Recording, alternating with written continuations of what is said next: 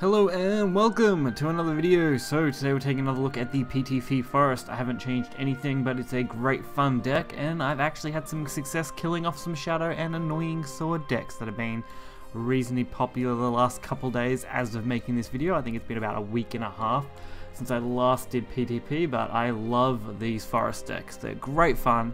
They're just, really enjoyable to play. And you can easily win games even without having to use the PtP combo, as long as you can just keep hitting them in the face and keep rolling off their board. So we'll get right into some gameplay here, and I'll catch you guys over there. And first match, Shadowcraft.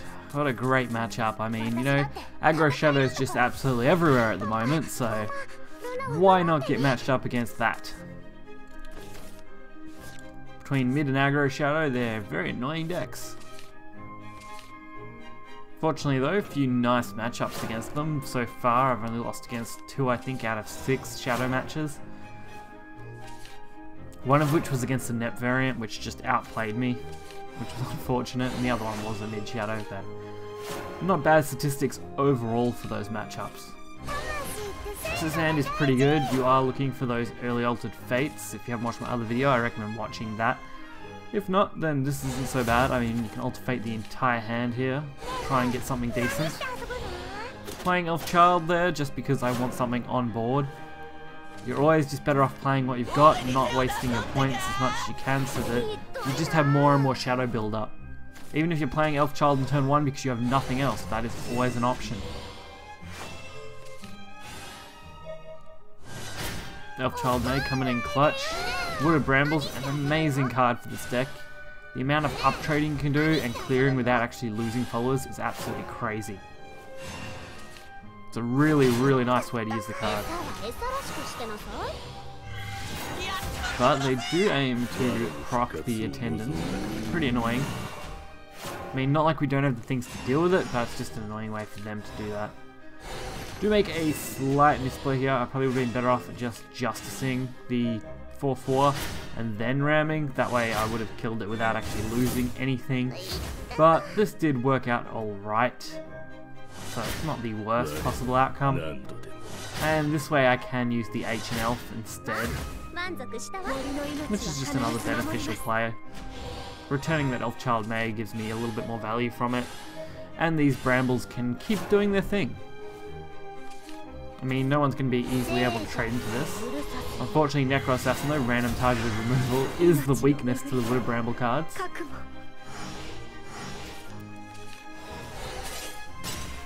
But Justice coming in clutch with the Elf Child May, getting that extra value again. And Nature's Guidance, a great thing to return Bramble. You don't always want to use it on Roach, sometimes just on Bramble is okay. You are aiming for those PtPs, so the roaches are kind of just extra fodder. You're not too worried about using those for OTK, you're more concerned about building shadows and controlling the board. The longer you can do that, the better off you will be in the long run. But of course, Lyrial Archer, pain in the ass little card. Always easy to 2-for-1, or even more. Getting that stocked up hand though. I mean, I could have just stood there as well and then traded, thus not losing that, so a couple of misplays that I now notice looking back on that footage. Sometimes you will notice things going over replays, so it's a good idea if you are wondering how you could have played better, go over some of your replays to see, oh, you know, may have stuffed up here, may have stuffed up there. Always a good way to get better. But this worked out just fine in the end. We still got to build our board. We're at 19 shadows, not far off what we want. And thanks to Bramble, we're going to have some pretty nice trading in the next turn.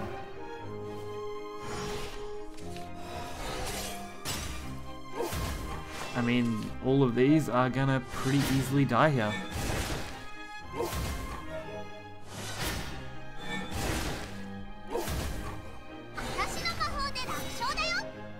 And considering we can play double Magical Fairy, using one of these with an Evolve is completely fine. especially since it will make it more of a target for removal. Thus the 1-4 will then be able to stick around on the board, at least that's what I was hoping. And if not, then I would force the Hector trades to be kind of disadvantaged. They'd have to force, you know, 2 Hector trades into each one of those. But they do go for their ghosts, being an absolute pain in the ass, just to proc my ability.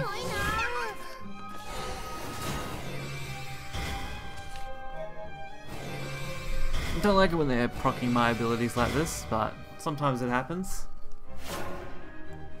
Never know what could go wrong. Although, not bad getting that H and L. That means we can kind of play it out here.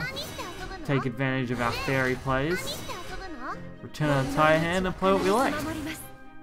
While getting a maximum H and L. One of the few decent Forest legendaries that have stuck around pretty much the entire time Forest has existed other than Roach is H&L. It's a great return, it works in pretty much every kind of variant, as returning cards never really hurts you in the long run.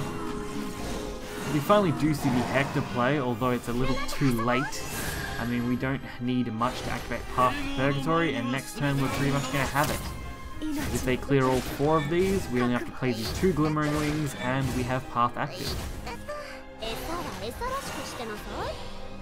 And because of their board state, they will lose absolutely everything to Path to Purgatory.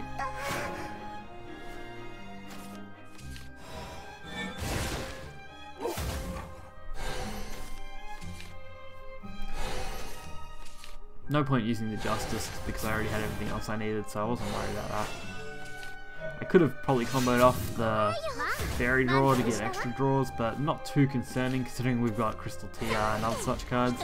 This was a little bit of a worry. I mean, the Cerberus is a problem. If they're going for some sort of huge combo, they could easily lethal me in the next turn, causing huge problems for my late game lineup. Fortunately though, Elfchild May coming in clutch with that 50-50, getting rid of the 1-1, thus allowing Purgatory to clear board. And thanks to our points, Crystal TR getting its value in its evolve. Meaning that even if they do have the ghosts, the odds of them actually killing me go down slightly because they've got to clear a 6-6. So they would have to have 2 things at least to win the game. And Black Swan just probably isn't going to do it. You know, can't really do much with that. You want to clear the 6-6, you can't. You can clear some of my board, and you die to Path to Purgatory anything on my board. Our second matchup is Sword. I mean, what can go wrong with Erica the Sword Princess? Oh, that's right, Bloody Ambush. Probably the most annoying sword deck on the current ladder. I've had a fair few matchups against this deck, so I would definitely consider it one of the meta decks. I'm guessing they're using it mostly as counters to other decks.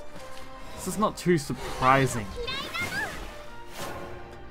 Luckily though, as long as we can continue to have the early game, we should be fine, as their mid to late game is not that solid outside of Albert, which is not an impossibility to deal with. Council of the Cards is going to be your biggest loss, and you need ways to clear that as soon as possible.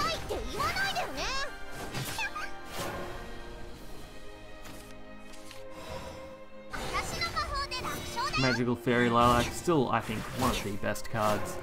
Its Medusa ability is absolutely crazy. And for Forest, it's a really nice card to have in nearly any deck.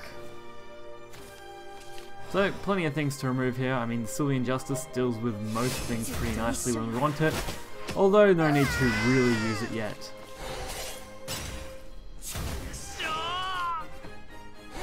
But a full board clear, I guess, was what I was thinking in the end. There are different ways you can play out hands, and sometimes it doesn't make a big difference. Other times it does. I mean, we can now deal with Geno, which isn't really a problem. The Elfchild May being a perfect draw to do that. We can easily just trade up now, easily killing that off with a 2-2. Even if we want to, we could just use the normal fairy, but I decided to keep the normal fairies as they are 1-drops, and if I do get a return on them, it's going to be much easier to play them out in the future. See, this is one of those matches where going face is not a problem with this deck. Keeping the board stocked so they can't do anything is your main aim. I mean, even with this, they're only going to be able to clear up to 2 things, effectively. And we want as much value as we can get to remove that 3-2. Which is pretty easy. I mean, we've got plenty of options for that, especially with double Roach. Being able to use an Evolve, trade into the 1-3, use a simple Roach to get rid of the 3-2, and then just do whatever we want pretty much while hitting face.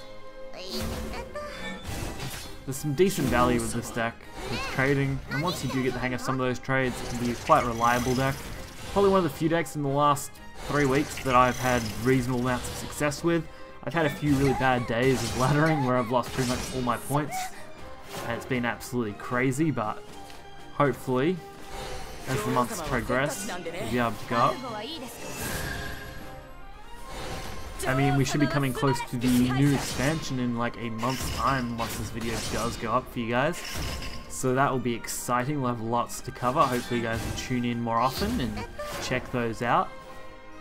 I do want to cover some more news type videos, but I've got to wait for news to be available. And once there is a decent meta shift, I'll probably check that out. So, simple trades. Bramble's getting us that value. We're literally 3 damage from winning. Fairies are pretty fine. The Crystalline Aaron with the Evolve next turn is plenty of ward. And for them to actually trade here will put them at a huge disadvantage. I mean, one of these fairies will survive regardless, except that Novice Trooper play. But we are going to get the clear on most of their plays.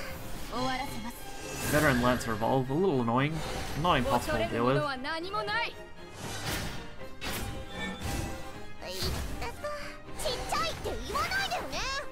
So we don't really have much in the way of things we can use to trade.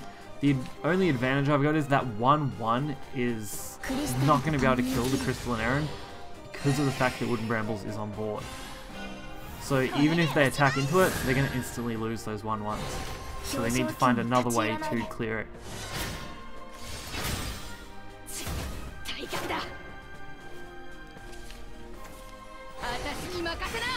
And once I get rid of most of the stuff, there's really no issue.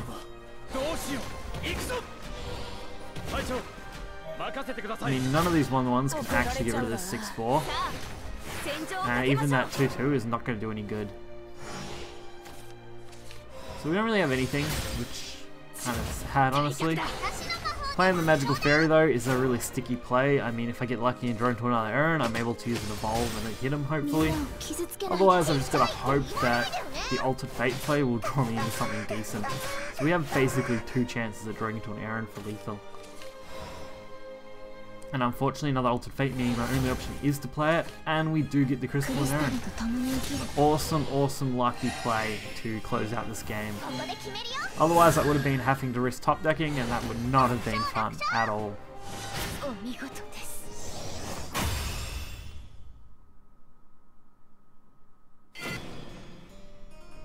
And our final matchup for this video, another Shadow match. Shadow is the most prominent meta deck at the moment.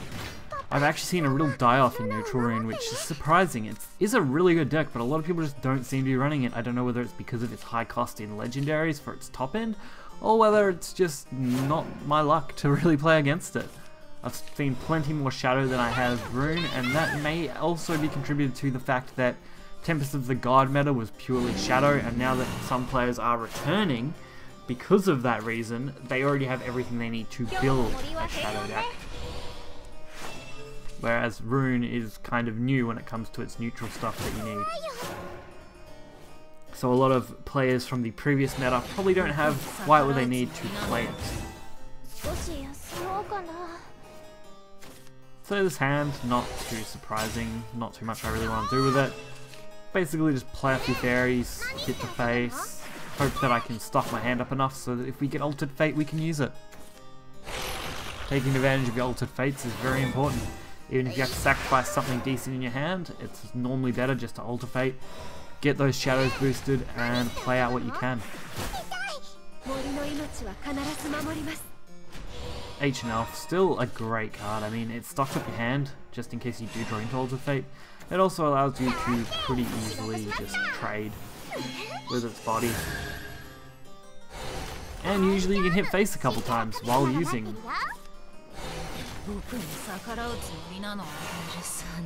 So I don't know what they're going to aim for here. Probably the 4-4 trade, which is the most obvious play. Then using the 1-1s just for a little bit of face damage. I mean, that was pretty predictable overall. What else are you really going to do here? So we play the Elf Child. I don't really have a reason I just played it. I probably shouldn't have. It wasn't a great thing to target that. And hitting the 1-1 wouldn't have been much better either, so... It was kind of just I want it on board, why not just play it out? I could have held it and just played a fairy instead, but I wasn't really thinking about that play too in depth at the time. So going into turn 6. I've also noticed that a lot of like these aggro shadow decks are running Necro Assassin. I'm guessing it's just to clear stuff. Because most mid shadows don't tend to run Necro Assassin as much. Some still do, I've definitely seen it, but it's not quite as popular. Of course, Magical Fairy Lilac getting free trades, as always. And I'm able to quite easily use these 1-1s for trading as well. And stocking our hand up in case we want to Alter Fate again next turn. For a nice little boost of another 6 cards, I think. So that'll put us at 20 shadows. Plus the 1 from Altered Fate in general, so you basically get 7, I guess, because of the play. So your maximum hand size is 9, your best Altered Fate would be 9 cards total.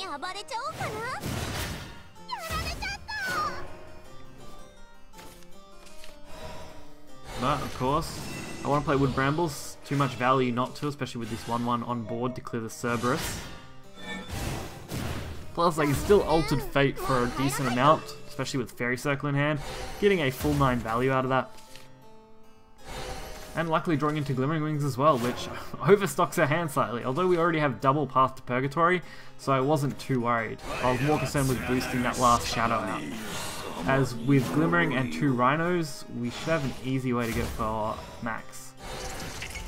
Unfortunately though, I didn't entirely think this through, because Wood and Brambles gives these roaches the ability to ping, so I didn't put that into my factoring. I should have hit the 4-5 with both of them, so that I could trigger Path to Purgatory. But I completely blanked on even doing that, so not the best play.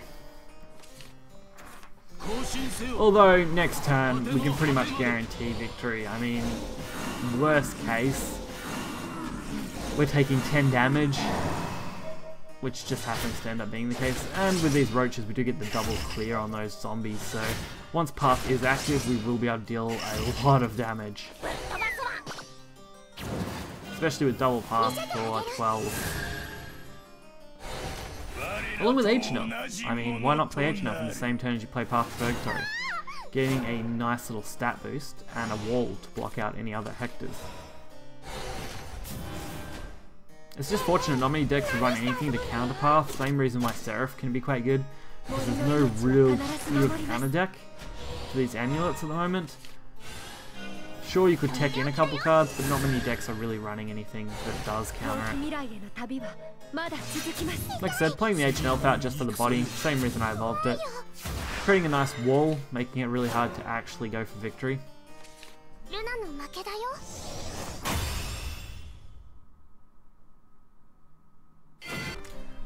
So as you just saw, Path to Purgatory is still doing a really good job at holding its own, you know. There's probably only one change that I would make to this deck if I was going to make any, and that would be Glimmering Wings being traded out for the other spell that, when discarded, draws your card. So you can basically double draw off Altered Fate without having to have the condition of playing 2 cards. I think that might be a little bit nicer, especially if you do get in your opener, as you do draw into a much better curve. But other than that, this deck's solid, still does well in the meta, versing even shadows, not too much of an issue. Rune, hit or miss, just depends on their tempo and if you can outplay them in the late game, which is a little difficult. So I hope you guys enjoyed this video. If you did, hit that like button and subscribe. You'll find deck list in the description below, and I will catch you guys next time. See ya.